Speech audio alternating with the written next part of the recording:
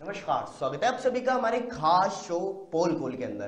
तो लगातार हम आप सभी को हमारे इस शो से अवगत करवा रहे हैं कि राजधानी जयपुर के अंदर पत्रकार सुरक्षित बिल्कुल भी नहीं है, क्योंकि राजधानी जयपुर के मानसरोवर इलाके में ही पिछले महीने 3 पत्रकारों पर जानलेवा हमले किए गए थे और इसी के चलते हुए हमने इस शो से आप सभी को अवगत करवाया था। लेकिन एक बार फिर से कल यही एक और मामला सामने आया है, जहां पर राजधानी जयपुर के मानसरोवर इलाके में ही एक और पत्रकार पर जानलेवा हमला किया गया है। तो इसी को लेकर के आज हमारे साथ हमारे स्टूडियो में मौजूद हैं पत्रकार करतार सिंह।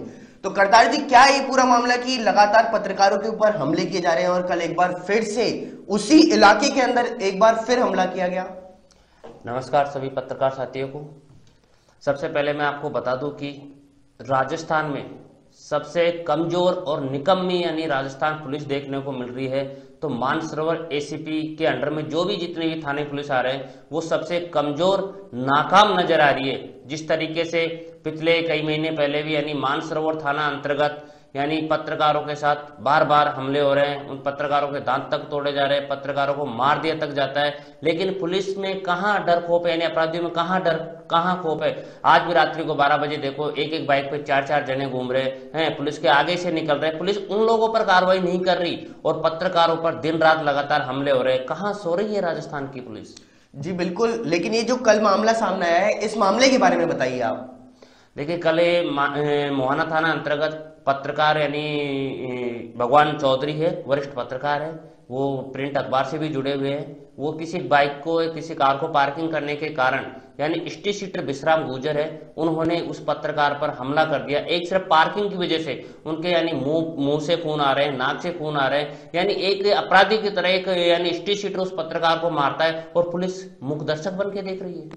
तो अगर एक हिस्ट्री शीटर जैसा कोई आदमी बदमाश अगर पत्रकार के पीछे पड़ जाए तो आखिर पत्रकार को इसकी शिकायत करेगा, तो शिकायत करने के बाद में थाने में उसमें कोई एक्शन लिया गया या नहीं? जी बिल्कुल। इसमें मैं मोहाना थाने का एसएचओ लखन खटाने का बहुत बहुत धन्यवाद देना चाहूंगा। उन्होंने तुरंत प्रभाव से जात समाज न देखते हुए भी यानी विश्राम गुजर जो भी स्टेट शीटर है उनके यानी तमाम साथियों को उसी वक्त 15 से 20 मिनट के अंदर गिरफ्तार भी किया। इसे कहते हैं पुलिस की ड्यूटी निभाना। मानसरोवर पुलिस जैसी नहीं है जो पत्रकार को जान से मार दिया भी जाता है, महीने भर तक भी पूरे अपराधी गिरफ्तार नहीं होते।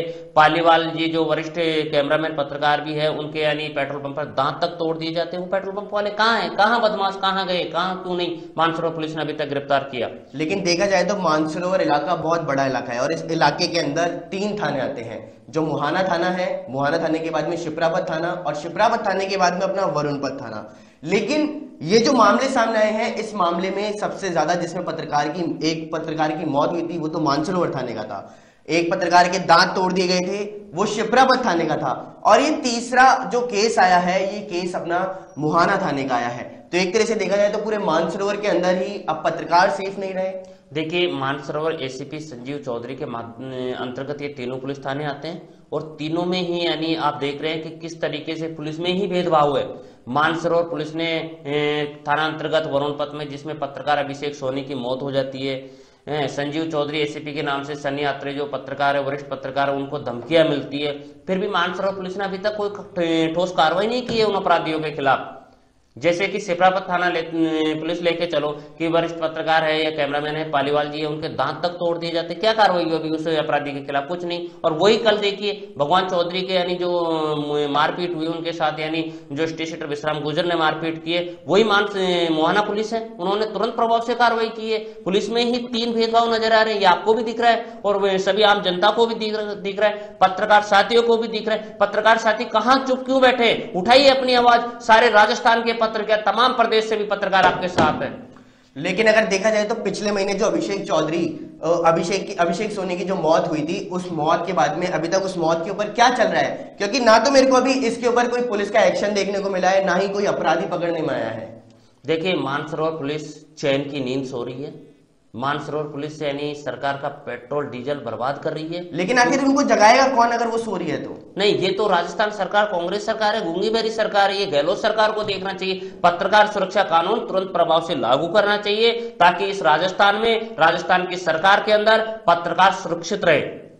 जी बिल्कुल। तो इस शो के अंदर हमारे पास इतना ही और हम आगे भी आपको इसी से अवगत करवाते रहेंगे कि राजधानी जयपुर के अंदर पत्रकार आखिर क्यों सुरक्षित नहीं है और अगर सुरक्षित हो जाते हैं तो उनके साथ में किस तरह का बर्ताव किया जाता है। तो हमारे इस खास शो के अंदर बस इतना ही। देखते रहिए साधना न्यूज। नमस्कार। राजस्थान में कोरोना प्रतिशत टीकाकरण के तीसरे दिन कल मंगलवार को 8,833 स्वास्थ्य कर्मियों को टीके लगाए गए हैं, जो दिन के तय लक्ष्य का लगभग 54.89% है। एक सरकारी प्रवक्ता के अनुसार मंगलवार को राज्य के 33 जिलों के 167 टीकाकरण केंद्रों पर 16,092 स्वास्थ्य कर्मियों को पहले चरण का टीका लगाया जाना था, लेकिन शाम 6 बजे तक 8,833 स्वास्थ्य कर्मियों का ही टीकाकरण हुआ है, यानी लक्ष्य की तुलना में 54.89% स्वास्थ्य कर्मियों को ही टीका लगाया गया है। राज्य में AEFI के बाद में 8 माह सामने आए। उल्लेखनीय है कि देशव्यापी अभियान के साथ में राज्य में कोरोना प्रतिशत टीकाकरण की शुरुआत शनिवार को हुई थी और सप्ताह में 4 दिन टीकाकरण का कार्यक्रम रखा गया है। राजधानी जयपुर में पिंक सिटी की मेट्रो रेल सेवा पूरी तरह कोरोना लॉकडाउन की पाबंदियों से मुक्त हो चुकी है। राज्य सरकार की नई गाइडलाइन मिलने के बाद आज से जयपुर मेट्रो रेल सेवा पहले की तरह ही संचालित रहेगी। जयपुर मेट्रो के प्रबंध निदेशक मुकेश कुमार सिंघल के मुताबिक 20 जनवरी से मेट्रो सरकार की नई कोरोना गाइडलाइन के अनुसार संचालित होगी। मेट्रो रेल सेवा पूरी तरह कोरोना लॉकडाउन की पाबंदियों को मुक्त हो गई है और वहीं कोरोना प्रोटोकॉल का पालन सिंघल ने कहा कि जयपुर मेट्रो की पहली ट्रेन आज सुबह 6:20 पर चलाई गई थी, जबकि अंतिम ट्रेन बड़ी चौपड़ से मानसरोवर के लिए रात को 9:21 पर चलेगी और वहीं मानसरोवर से बड़ी चौपड़ के लिए अंतिम ट्रेन रात को 9:20 पर ही चलेगी। बुधवार सुबह से लेकर के रात की अंतिम ट्रेन तक हर 10 मिनट के अंतराल में बड़ी चौपड़ से मानसरोवर और मानसरोवर से बड़ी चौपड़ के लिए मेट्रो की रेल सेवा जनता के लिए शुरू की गई है। उन्होंने यह भी कहा कि मेट्रो सेवा का उपयोग करने वाले यात्रियों को इसी दौरान कोरोना के तमाम प्रोटोकॉल, मास्क, सोशल डिस्टेंसिंग और सैनिटाइजर का उपयोग करना भी अनिवार्य होगा। सरकारी सिस्टम में कायदे कानून की पालना जरूरी है, लेकिन मानवीय संवेदना इनसे ऊपर है। मुख्यमंत्री अशोक गहलोत ने मृत आश्रितों को नियुक्ति के मामले में ऐसी ही उदारता दिखाई कि 21 से 27 साल बाद नौकरी मिल रही है। राज्य कर्मचारी की सरकारी नौकरी के दौरान मृत्यु होने पर आश्रित को नौकरी देने का प्रावधान है। इसके लिए कर्मचारी की मृत्यु के बाद एक निश्चित अवधि में नियुक्ति के लिए आवेदन करना होता है। नियमों में प्रावधान यह भी है कि मृतक आश्रितों ने 90 दिन की अवधि में आवेदन नहीं किया तो वह नियुक्ति की पात्रता से बाहर हो जाता है। इसी तरह नियुक्ति के लिए मृतक आश्रित की उम्र 18 से 33 साल का होना जरूरी है। हालांकि किन्हीं विशेष परिस्थितियों के कारण मुख्यमंत्री चाहे तो आवेदन की समयावधि तथा आश्रित की उम्र के मामलों में शिथिलन दे सकती है, लेकिन ऐसा पहली बार देखा गया है कि मुख्यमंत्री अशोक गहलोत ने कर्मचारी की मौत के 27 साल बाद आवेदन करने पर भी उसके आश्रित को नौकरी के लिए शिथिलन दिया है। माध्यमिक शिक्षा निदेशालय ने दिव्यांगता की नई परिभाषा कर दी है। शिक्षा निदेशालय ने डीपीसी से चयनित दिव्यांग व्याख्याताओं की काउंसलिंग में 40% की जगह 70% दिव्यांगता की शर्त रख दी। इसी के बाद अब दिव्यांगता की कैटेगरी को लेकर बड़े सवाल भी खड़े हो गए हैं। प्रदेश को शिक्षा का पाठ पढ़ाने वाला शिक्षा विभाग ने दिव्यांगता की परिभाषा ही बदल दी।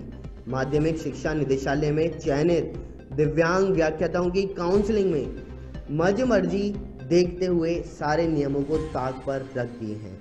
काउंसलिंग में 40% के स्थान पर 70% वाले दिव्यांग व्याख्याताओं को बुलाया गया, जबकि नियम कहते हैं कि 40% दिव्यांगता वाले व्यक्ति दिव्यांग की श्रेणी में आएगा।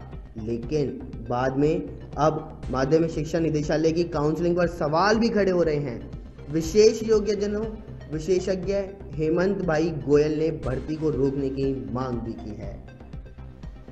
राजस्थान की दौसा सांसद जसकौर मीणा के द्वारा किसान आंदोलन को लेकर के बयान दिया गया, अब उन पर ही भारी पड़ने लगा है। जसकौर मीणा ने किसान आंदोलन में खालिस्तान का झंडा लहराते हुए आतंकवादियों का जमावड़ा बताया था, जिसके बाद में दौसा जिले के कांग्रेसी आग बबूला हो रहे हैं। जसकौर मीणा के किसानों को आतंकवादी बताने के बाद कांग्रेस कार्यकर्ताओं ने गांधी तिराहे पर जसकौर के बयान का विरोध करते हुए उनका पुतला भी फूंका है। और वहीं दौसा विधायक मुरारी लाल मीणा किसानों के आतंकवादी बताने वाले बयान की घोर निंदा भी कर चुके हैं। मुरारी लाल मीणा ने तो यहाँ तक कह दिया कि जो किसान दिन रात खेतों में खून पसीना बहा करके लोगों का पेट भरते हैं और जिनके बेटे सीमा पर पहरा दे रहे हैं, उनको सांसद जसकौर मीणा द्वारा आतंकवादी बताना किसानों का सीधा सीधा अपमान करना है, जिसे कांग्रेस कभी भी बर्दाश्त नहीं करेगी। राजस्थान की तमाम बड़ी खबरों में बस इतना ही। देखते रहिए साधना न्यूज़। नमस्कार।